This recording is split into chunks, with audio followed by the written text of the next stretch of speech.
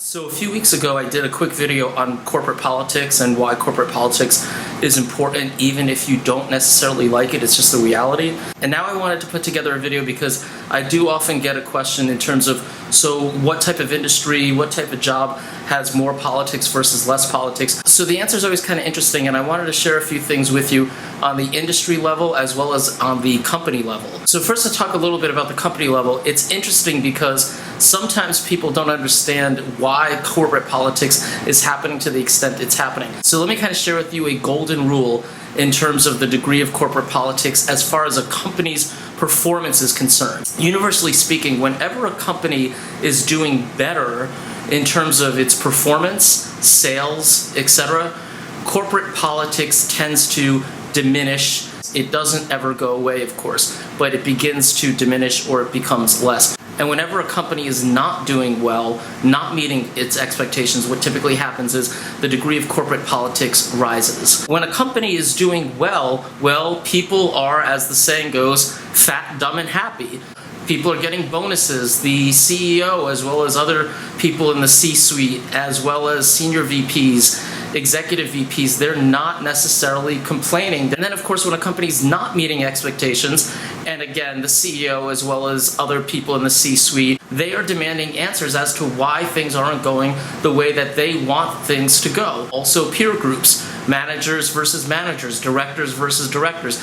Everyone starts to play the blame game, and that's when the politics get stronger. So now at the industry level, this actually becomes really interesting because a lot of people have come to me over the years, especially when you're still in your 20s and you're starting your corporate career, and maybe you kind of really don't like the corporate thing, you really don't like the rat race. And of course, I'm only talking about in general, all industries. Let me be clear, all industries have corporate politics. The degree of corporate politics within an industry has a direct relationship with how much that industry puts emphasis on performance. And there are industries where you make or break your career, not necessarily on 5 or 6 things, managing people, strategy stuff, operational stuff, etc. Is that there is less corporate politics in those industries, because it's more about performance. So there's less ambiguity going on. It's a lot more rigid. It's a lot more hard skills as opposed to soft skills and hard skills combined.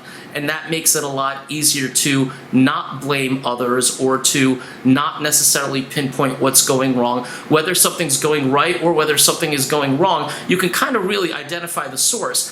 And those are the types of industries that have less corporate politics. I'll just call it the financial industry, where it's really all about performance. If you can perform, you can perform and you're in the good graces of the company. Teaching is one of the most political industries there is. If you're going to be successful at teaching, what does that even mean? In the education industry, it's a lot harder to predict what overall success really actually means. Some institutions of learning put an emphasis on the teaching and student interaction piece. Others put it on the research piece. And what really kind of defines a good teacher?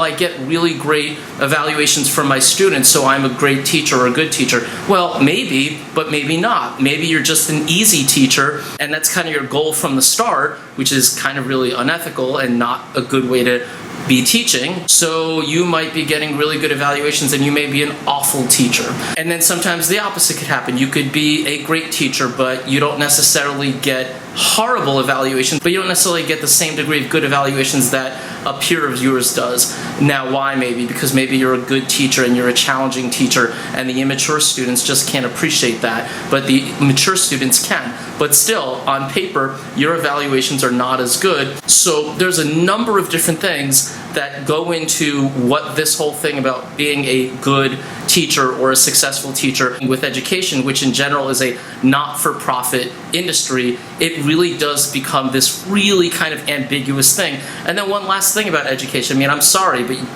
educators, especially people who are in this business, because it's a business just like everything else, who've been doing this in full-time for years and years and years, there's so much sex going on in the education world. And that's just the reality of it, to be honest. So again, when you're making your decision, the way you can really start to understand the degree of corporate politics, whether it's less or more, has a lot to do with how the actual company at the company level is performing, but also more importantly and strategically, how the industry basically looks at performance, and is performance a more concrete metric, or is it a lot more ambiguous?